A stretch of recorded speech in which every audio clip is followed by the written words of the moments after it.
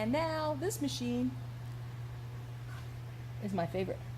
So that's what we will call it, is my favorite. I don't have any favorite students, so don't be thinking I have nicknames like that for you guys. You're all my favorite.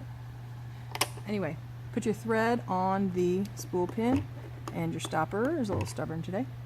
We are going to follow the arrows for threading, but before we do that, we're going to make a bobbin. And so when you make a bobbin, you really only have to do this.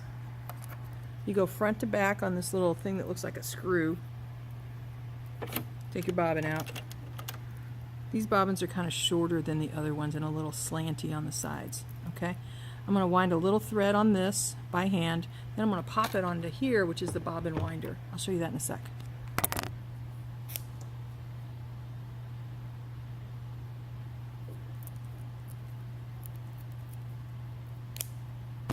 Okay, see how I got a little thread wound on there by hand? Pop it on here. You don't want this getting caught on anything, but you push that over. Now you come to this hand wheel. There's a little button you got to push in so that the bobbin winder will work. Then you step on your foot controller. Oops, common mistake. That thread likes to go underneath, so you want to stop that before it becomes a deal.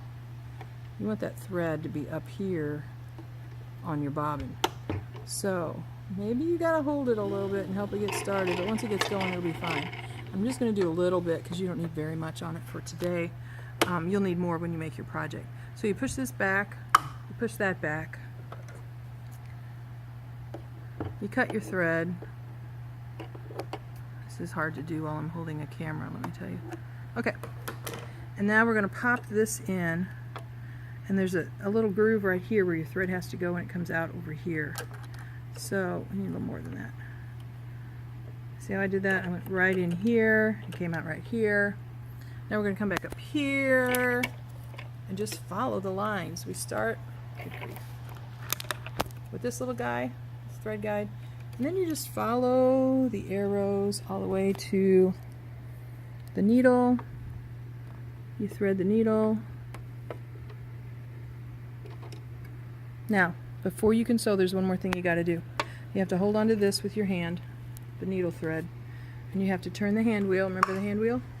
You have to turn it till the thread goes all the way across the bobbin and the needle comes all the way up. Then you can yank on this, and you see how that loop popped right out. Close your bobbin case and you are ready to sew. If you're stitching a straight stitch, you want it set on a 5 with your stitch length straight, and usually about a 2.5 or a 3 on your stitch length. Don't bother the tension, leave it alone. It's all good to go. That is the favorite.